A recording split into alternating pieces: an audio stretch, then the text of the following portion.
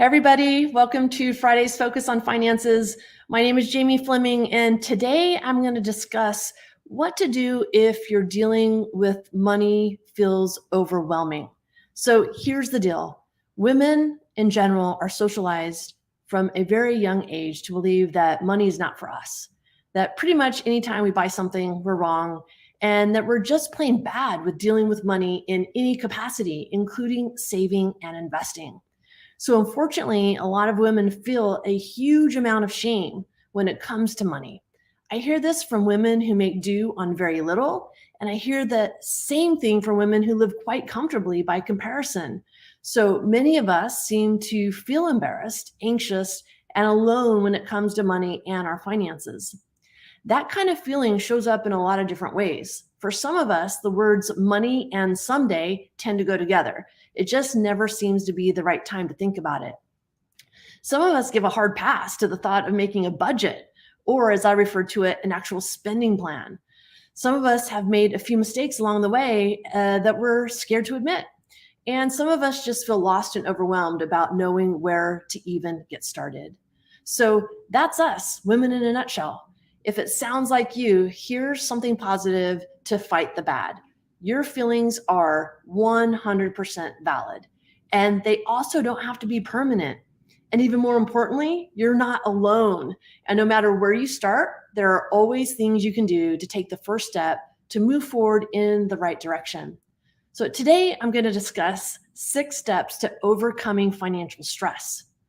You might think that sitting down to organize your money will be overwhelming and generally unpleasant, but I'm willing to bet that it'll actually make you feel more in control. All you have to do is do the darn thing, right? Easier said than done, or you would have done it already. But you don't have to go into this process blind. Here's a checklist of steps you can take and some additional insights on each one too. I recommend starting at the top and working your way down one at a time at a pace that works for you. The first thing I recommend is give your brain a boost. Picture a future where you've already done the thing you've been avoiding for so long. You don't magically have a ridiculous pile of cash, but you've taken the time to think about your goal, you've thought about trade-offs along the way, and you've mapped out the steps you'll take. Sometimes projecting that feeling of accomplishment before you do anything else can get you from that impossible bad feeling to, hey girl, you've got this. Second, look at your spending habits and use them to make high-level spending plan for the future. Here's how to do that. The how and why to use my 50-25-25 money plan. Some people get a little obsessed with planning and tracking every penny they spend. Hey, if you like spreadsheets, you do you. For my clients that fall into this category, I know exactly what I need to do and recommend for them because I literally know where every penny is going. However, for most people, all you really need for a healthy relationship with money is a solid, high-level framework. And this will help you figure out exactly where all the money should be going. This is where my 50-25-25 rule for your money comes into play.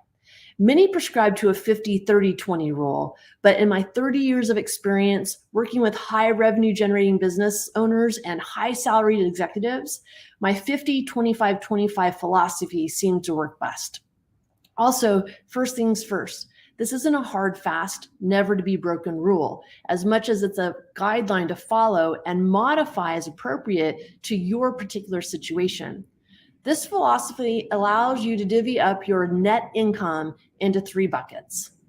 50% goes to needs. This bucket includes your bills, groceries, transportation, and housing costs, minimum debt payments, and other items you have to pay each month. The next 25% goes to your wants. Although some may argue with me, you don't need the fancy pair of shoes, streaming subscriptions like Netflix and Hulu, etc., or that lavish Mediterranean cruise. But with that said, rewarding yourself for all your hard work is also important. The third bucket and the last 25% goes towards your future financial self. You can divide this bucket into 3 additional areas: savings, investing, and debt payments above the minimum amount. Keep in mind, you may have to adjust the 50, 25, 25 guideline due to your higher needs bucket costs. For example, housing expenses may be higher due to where you live. For example, San Diego, New York, and San Francisco costs may be higher than the average, causing you to increase your needs bucket to 55 or even 60%. If this is the case, you'll need to adjust buckets 2 and 3 accordingly. But I do recommend that you do not lower your third bucket to lower than 20%. Your wants bucket should be the bucket that gets lowered the most, even if it's temporarily, so that you can deal with credit card debts and such. Once that is resolved, you can modify your percentages again, getting you closer to the 50, 25, 25 guideline. The idea here is to do what you can to keep costs down and under control in order to work your way up to 25% for your future self. Procrastination here can be extremely costly to you in the long run. The third area is sign up to get your employer 401k match. If you have one and you can swing it financially, and your employer is matching your 401k with a matching component, and you're not taking advantage of this, then you're leaving free money on the table. Not to mention the tax benefits you receive from contributing pre-tax dollars towards your retirement. And don't forget, tax-deferred compounding is your friend. One of my favorite quotes from Albert Einstein is, "Compound interest is the eighth wonder of the world. He who understands it earns it. He who doesn't pays it." Number 4 is make a plan to pay off high interest debt. It's interesting that people think that those who live in expensive houses or drive expensive cars don't have this issue. But again, in my 30 years of experience, you can't judge a book by its cover. Many times, those who make more money also spend more money. And I've seen high 5 and 6 figure credit card debt situations that we have to resolve. And many people struggle in this area and can cost you big time if you don't understand it and don't make a plan to get rid of it. So whether you have $5,000 in credit card debt or $50,000 in credit card debt, these can be very detrimental to your financial future self. Here are a couple of approaches and how they work that might help. As of January 2019, the average American had more than $38,000 in personal debt, right? And it's not particularly shocking that many people tell me that one of their biggest money goals and what stresses them the most are these credit card debts. So one of the major goals is paying those debts off. But without a game plan, this could be a daunting and frustrating task. So here are a couple of methods that work well. The first one is the debt avalanche method, also called debt stacking. This is the debt pay down method we typically recommend because it's designed to help you pay as little as possible in interest. And here's how it works. First, make a list of all your debts. That means each individual student loan, each credit card, each car loan. Write them down along with their interest rates and balances. Put them in the order from highest interest to lowest interest. If two debts have pretty similar interest rates, put the one with the smaller outstanding balance higher up on the list. Number 3 is paying all the minimum payments on each credit card. You keep doing that. Otherwise, you'll get hit with late fees and even hit to your credit score. And then next, put any extra money you can find in your budget toward the debt at the top of the list. The debt at the top is the one with the highest interest rate. So side hustles can really come in handy here for those extra income pieces that you're not using for your normal net income. Put those amounts to these higher credit card debts to pay them off quickly. Number 5, keep going until that number 1 debt is paid off completely. Then take the total payment you've been putting towards that debt, including its minimum, and start putting it towards credit card number 2. That means the total amount of money you're putting toward all your debt every month won't change. Number 6, keep going. We typically recommend that you focus on paying off the debts that have an interest rate greater than 5%. But for those debts with interest rates under 5%, just keep paying the minimum once you get to that point. It's historically been worth putting your extra money toward investing instead. And here's why. This saves you money because all the other things being equal, knocking out the higher interest rates will first will mean you'll pay less in interest, and paying less means you'll pay it off more quickly. The downside of the debt avalanche, getting rid of debt usually takes a while, especially if your balances are high. You might have a longish wait between each I paid one off celebration. So you'll be putting in a lot of effort over a long period of time with few milestones. And that can be less than motivating at times. If you find yourself having trouble sticking with the debt avalanche method, the debt snowball might be a better option for you. Sometimes this is a psychological difference between doing one or the other. So let's take a look at the debt snowball method. The debt snowball method works exactly the same as the debt avalanche method, with one difference. Instead of putting your debts in order from highest interest rate to lower, you order them from smallest outstanding balance to largest. Then follow the rest of the steps the same way. With the snowball approach, your first celebration will come a lot sooner because you're paying the smallest balance first. And then because your payments snowball in a good way, they get bigger and bigger with every debt you pay off, you get to the next self high five sooner too.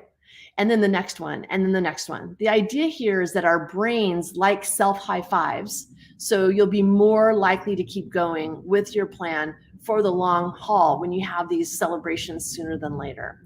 The downside of the debt snowball is that this method doesn't reduce your interest payments as quickly as the debt avalanche method. So you'll likely end up paying more overall, but it could help you get out of debt faster if it does a better job of motivating you to consistently pay more than the minimum. So which one's better for paying off that debt? Ultimately, it's going to be that one that works the best for you. You could snowball your payments to keep motivation high, or you can move down the debt mountain faster like an avalanche, obliterating those interest payments along the way. I also recommend automating your payments so you're not thinking about it each month, as well as not putting new expenses on your card. This can make paying off debts even more convoluted and frustrating. If you do use your credit card for regular monthly expenses, then use a separate card for these expenses and ensure you're paying off the balances each month. Number 5 is set a goal amount for your emergency reserve fund, and then work on building it up so you don't have to play that what if game anymore. This is very helpful in keeping you out of credit card debt. Even if you have to use a credit card for emergency because it's in the moment, you want to have those funds available in the emergency reserves area. You want to work up to at least 3 months of expenses in your emergency reserves.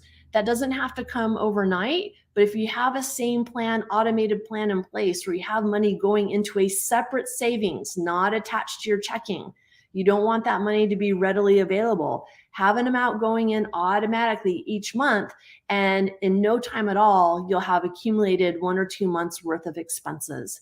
Ideally, and as we saw in the pandemic, more people need up to 6 months of emergency reserves available to them. And for business owners, that might be as much as 12 months. Now, those funds don't all have to be in a savings or money market. You only have to put 1 or 2 months there to be readily available because you're not going to need it all at once.